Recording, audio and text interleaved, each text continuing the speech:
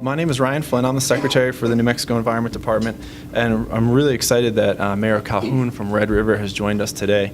I was going to provide a very brief overview of our River Stewards Initiative. This is a program that Governor Martinez initiated 3 years ago, and we take advantage of grant funds through the 319H program for non-point source management programs such as this. And I thought I would walk you through our program and talk about some of the best practices that we've realized, and then hand it over to Mayor Calhoun to talk about how the town of Red River, which is absolutely beautiful, and if you have a chance to go there, you definitely should. And they've been kind of our poster child for how to effectively utilize these funds and participate in the program. So without further ado, I thought I'd start with talking about the program itself. And the goal of the program is to address the root causes of poor water quality and stream habitat. And we had three objectives: to restore and maintain the hydrology of streams and rivers, to better handle overbank flows and reduce flooding downstream. Also to enhance the economic benefits of healthy rivers, such as improved opportunities for hunting, fishing, floating, or just viewing wildlife. We've had a couple of outstanding stakeholders that I'll mention later on, but a couple of them are even here today, where Trout Unlimited and the New Mexico Wildlife Federation, as well as the Audubon Society for New Mexico, have been really key allies in making sure this program was a success. And finally, this allows us to provide state matching funds that are required for the 319 grants that we use to fund this program. We receive about $2.25 million in 319 grants from EPA for the non-point source program, and much of this funding that we do receive supports core activities of our 319 program by funding personnel. So that's kind of an overview of the program itself. The River Stewardship Program, what it does is it provides funds to support restoration, design, and construction for initiatives that we believe will address, as I said, the root causes of water quality impacts. So some examples of the types of construction projects are the addition of rock structures to develop pool habitat for trout, mulching and seeding near perennial streams to reduce the post-fire impact, and also planting native streamside vegetation. Here, I think, like a lot of the West, we have problems, particularly with salt cedar, non-native vegetation that was introduced, I think, in the early 19th century. And I think the idea was that it was a good idea in concept, but in practice it has certainly increased the salinity for a lot of our surface waters. And it also, the salt cedar is able to recover much more quickly after wildfires. And so the salt cedar often comes back much more quickly after the fires, and we've had a reduction in biodiversity. So that's one of the other things that we're looking at. We also have some cottonwood issues in certain parts of the state where they're using quite a bit of water and degrading water quality along the streams. But those are kind of the purpose of the funds. We do this through capital outlay, so therefore it needs to be for design and construction projects. Next slide, on the right side, you can see, look at that kind of sketchy looking guy back there with the Terminator sunglasses. My staff really put this slide in here to make fun of me. Really, the governor, as you can see front and center there, Governor Susana Martinez, this was her initiative.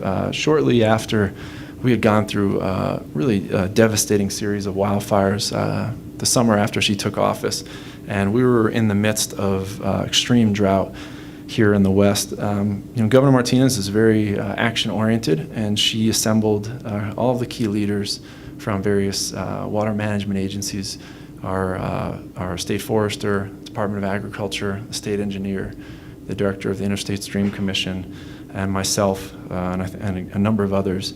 And she really did what she does so well. She really challenged us to come up with better ideas. And the Environment Department's aspect was really on the following wildfires, what we can do to protect the post-fire impacts to, especially here, surface waters and, in some cases, public drinking water supplies.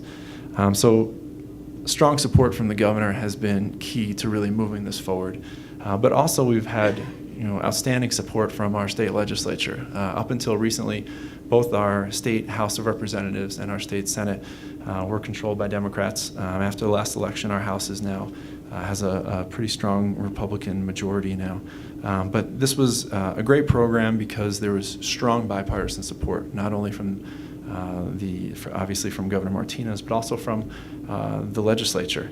Governor Martinez made it very clear that obviously clean rivers are good for our communities, they're good for water, and they also have economic benefits.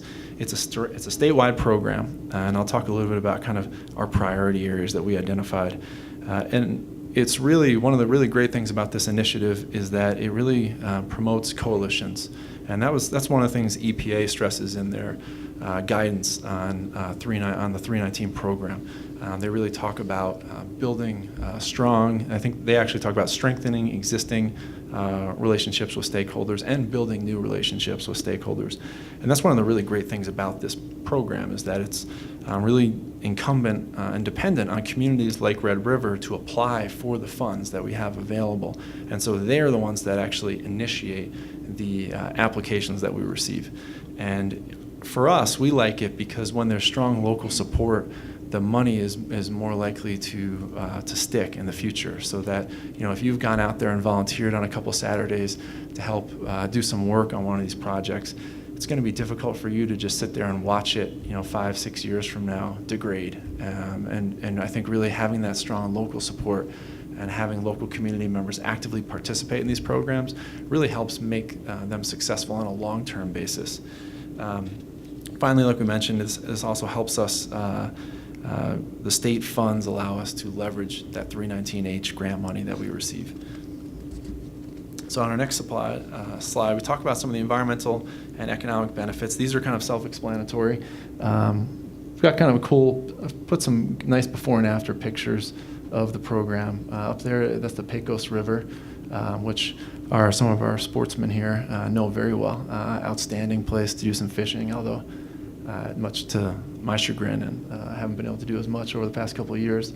But this is the before the restoration, and you can see all of the non-native species along kind of crowding the banks, and this is the after, same location, and we're starting to see a nice meandering stream, which is really what we want, and for a healthy river, a nice slow meandering stream. So the funds, like I said before, they support design and construction for projects to improve water quality. They also support both, from our perspective, these are indirect benefits, but they're certainly critical, especially in this forum, for both our agricultural community, particularly our cattle ranching community, as well as our tourism industry.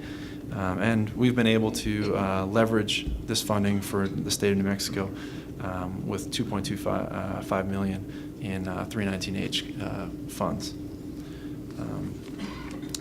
This project, it builds on a lot of past successes for capital outlay projects. We've now consolidated what was kind of a scattershot capital outlay projects for that in a lot of cases were successful throughout the state, but there was never really kind of an umbrella direction for how we're really going to strategically improve water quality and surface waters throughout the state. So some of the successes are that we've been able to support 48 projects throughout the state over the past few years. We've restored 34.6 river miles. There's huge economic impact, and that we've supported 73 contractors who've been awarded funding through this effort, 96% of which were local businesses, and it allows us to leverage the federal funding on a greater than one-to-one basis, and that's primarily through either private donations or in-kind contributions. So it's been a very successful program over the past couple of years, and we're obviously very proud of it.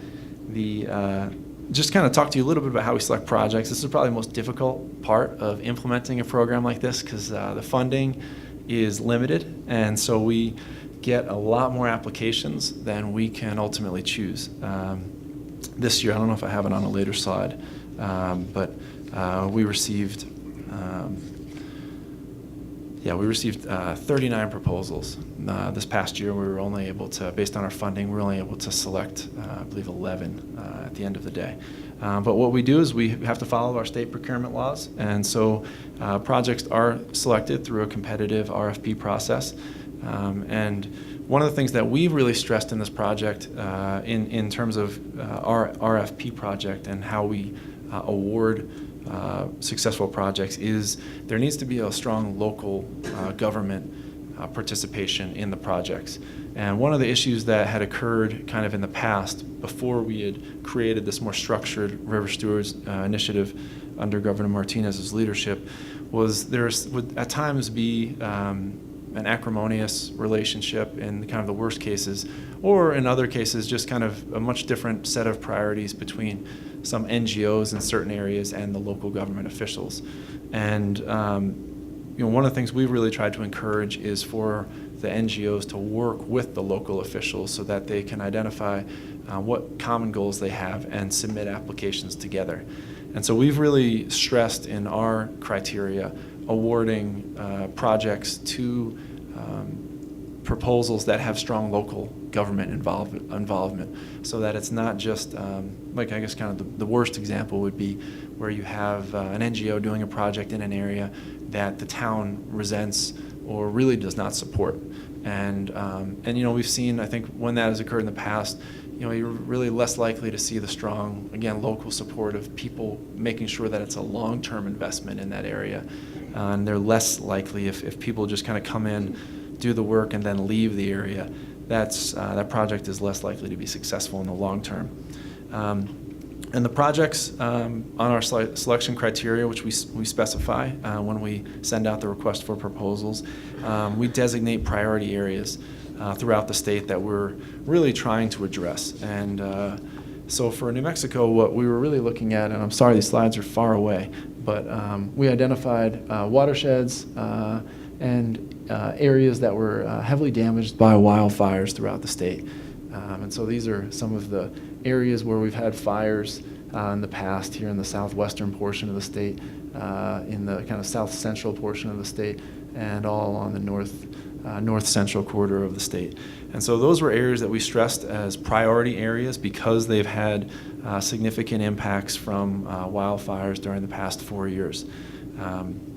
And there's also a number of those areas, even though about 90% of our drinking water for our state comes from groundwater, we still have a number of communities, especially in some of these distressed areas, like down here where the Little Bear fire was. That is Ruidoso in Alamogordo, New Mexico, another beautiful part of the state. And they derive a lot of their water from surface water, as well as Las Vegas, New Mexico, which was subject to a really bad wildfire 2 years ago. They derive almost all of their drinking water from the surface water supply. And so areas that have also derive a lot of their drinking water supply from surface water was a second key priority area for us.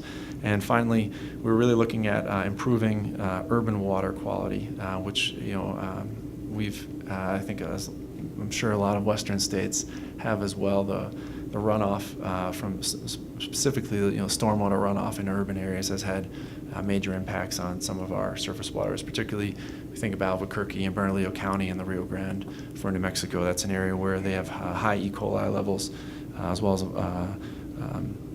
their waters are impaired for other constituents as well. So those were kind of how we prioritized the projects when it came to selecting the projects through that competitive procurement process. I'll just kind of briefly run through the last two slides here. Last year, the project had been going so well, and Governor Martinez had done such a good job of really promoting this project and working with the legislature that we only asked for $1.5 million, but it was so popular the legislature gave us $2.3 million, and that never happens, at least for me. It's never happened where the executives come in and asked for some money, and they've gone above and beyond, and we were extremely grateful for that.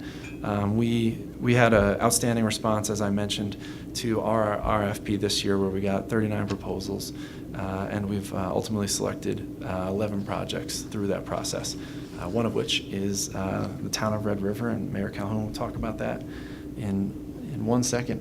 I kind of thought I'd finish by just talking about some of the lessons that we've learned throughout this process. Number one, I think it was really important to clearly articulate the economic benefits of river restoration program for both the state and the local economy. In my world, we're really focused, my staff and I are really focused on the water quality impacts. Over a third of New Mexico's surface waters are impaired. And so we are, that's our primary motivation, is on restoring water quality and addressing root causes of water quality. But that message, really works in my building among me and my staff, but that's not always something that gets others, particularly appropriators, really excited about funding this project. And so something everyone understands are local economic benefits. And there's certainly some, our legislature has not in any way a criticism of them. They've been extremely supportive of this program. And I do believe they care deeply about the environment and water quality. But I think the more you can articulate the other important indirect benefits, such as the economic benefits associated with river restoration, that I think the more likely you are to be successful. It took us a couple times to get this program really moving under the governor's leadership. And I think that we kind of, when we started expanding our message, we started to see a lot more success. I think one other thing or two other things I think that are really important are to demonstrate how the funds have actually benefited the local communities. And the talking points, a slide like this is probably the worst possible thing you can ever use when you're dealing with a legislature. And what we do is, we've done, when we approach legislators in the past, we have this really nice one-page handout, something they can read when they're walking from their office into a committee hearing.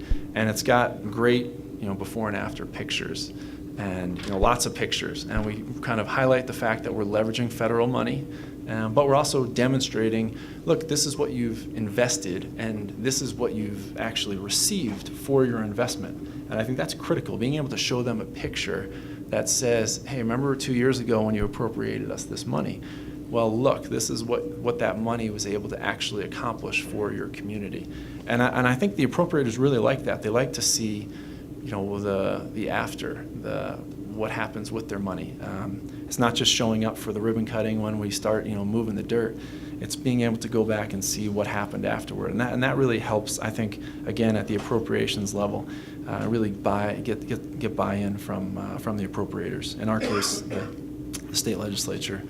And I think the most important final piece is to build a strong coalition of support from local governments. New Mexico, our soil and water conservation districts have been critical allies, and watershed groups and other nonprofits. Like I mentioned, we've got a couple here today, the Wildlife Federation, Trout Unlimited, Audubon Society.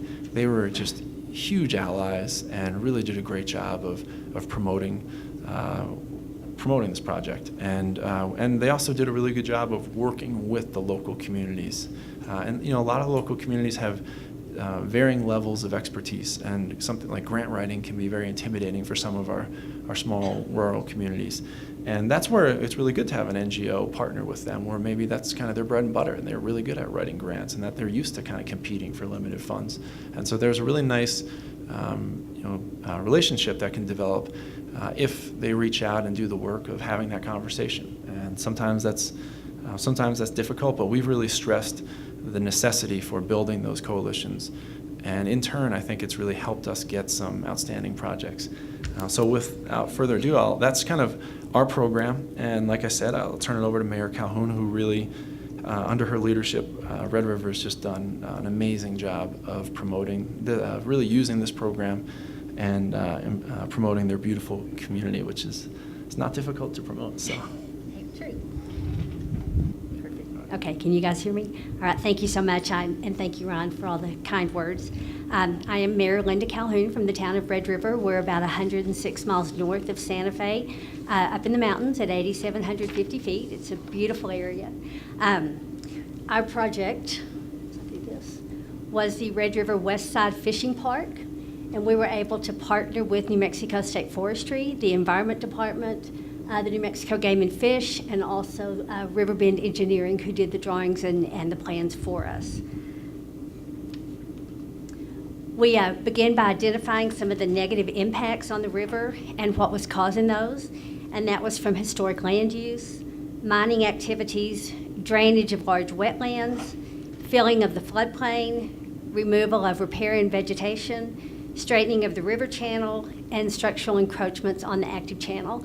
So this had been going on for quite a while. I've been there since 1978, and I remember the days when people would get their backhoe and get in the river and make it go wherever they wanted it to make their property wherever they wanted their property to be. Those days are over, thank goodness. But in 2006, after we had an unusually high runoff from the snow season, we began to look at ways that we could mitigate some of the damage that was being caused. And we had one area in the west end of town, or the east end of town, that had some serious infrastructure problems and because of the bank stabilization or no lack of stabilization. So we looked at different ways that we could do some planning on 3 phases of the river to make it increase the tourism aspects of it and also increase the effects of further erosion from the runoff. And just to say, we are a tourist-based economy. That's what we derive our money from. That's what we're focused on. We have skiing in the winter. We have fishing, jeeping, hiking, camping in the summer. So at 8,700 feet, when we're 70 degrees, people from Texas and Oklahoma love to come see us. Fishing is a major component from late spring through the fall. We were seeing the negative impacts that led to a wide, shallow river with minimal fish habitat. And this project has significantly increased the value of the river from a tourism standpoint and the fishing experience that it provides. So some of the ongoing benefits are the increased quality and diversity of the aquatic and terrestrial habitat. It significantly improved the fish holding capacity, stabilized the riverbanks along the reach, and provided a place for local residents and visitors to fish, walk, picnic, and enjoy the outdoors. So I've got quite a few slides, and I just want to flip through them and show you the bank stabilization before and after. The project began at the Inferno Bridge, which is upstream, and went to an area called High Cost Trail. And the project site photos show that the river within the project area has indeed undergone the significant positive changes that were set forth in the project objectives. In fact, even the most casual observer that's seen the before and after conditions of the project area should notice the improvements because the changes have been so dramatic. So we'll just go through and you can see where it was so wide and shallow on the left. And then after we added some of the rock cross veins and the deep pool transplants and the new trees and the shrubs. The physical condition of the channel prior to this project was very wide, shallow, and static. Through channel shaping and the installation of rock and woody debris structures, the river channel has undergone a significant positive change, especially through here. This is where our heliport's located, and now it's an area where people can walk through and fish and enjoy the area. Through channel shaping and the installation of rock and woody debris structures, the river channel has undergone a significant positive change, but yet the change looks quite natural, which is what we definitely wanted to promote. The width to depth ratio of the active channel has decreased drastically, while the aquatic habitat and the diversity of that habitat has increased significantly. The bank stabilization component has also resulted in a dramatic and again natural-looking improvement to the river. Rock structures and woody debris were added.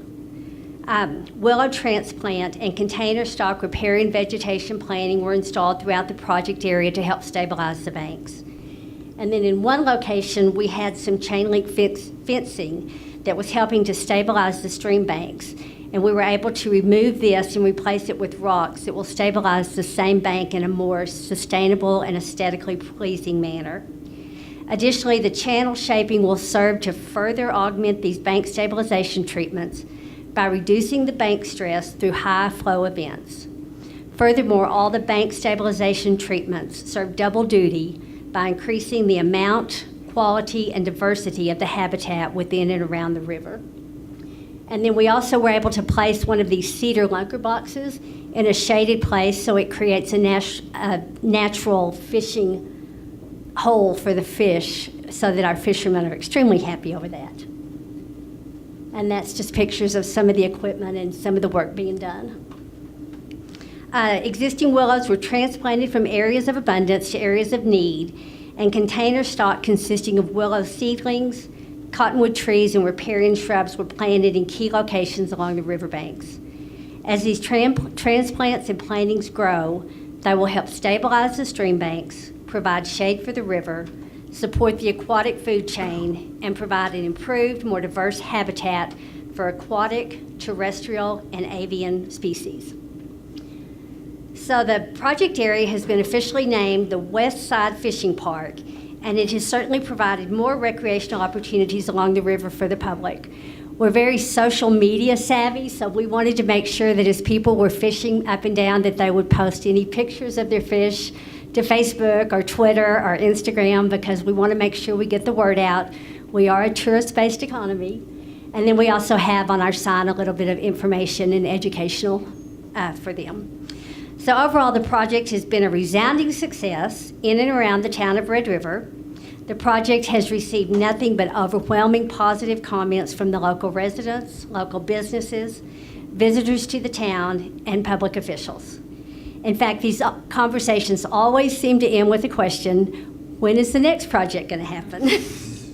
So we have completed the west end and the east end. And aside from the anticipated benefits mentioned earlier, along with a few other projects, there seems to be a rekindled interest in this type of river restoration in the Cuesta, Taos County, and Red River area, which is good for the entire Enchanted Circle and the entire area. The ecological benefits of river restoration projects are undeniable, but the potential economic benefits of improving in-stream fish habitat on publicly accessible land seems to have really pushed the interest in these types of projects to the forefront. So we've done phase 1, we've done phase 3, or phase 2, and now starting in the spring, we're going to begin phase 3. We received $373,000, I believe, right around that. So the next project will be through the center of Main Street. It will be much more highly, or the center of the town, much more highly visible. This area goes through several businesses. It also goes through Forest Service land. So we will be working with the Forest Service very closely, and then also with our business community. We've gotten buy-in from the community, so some of the businesses are actually going to be donating some money to us. So we'll be able to do some ADA accessible areas and some extra picnic tables and benches that aren't included in the original project. But we have secured funding. We'll begin the preliminary work in the spring, and then hopefully in spring of 2016 we'll complete our next project. And just to brag on us just a little bit, we were notified last January that we received funding for the project, and the project was 100% completed by May 30th.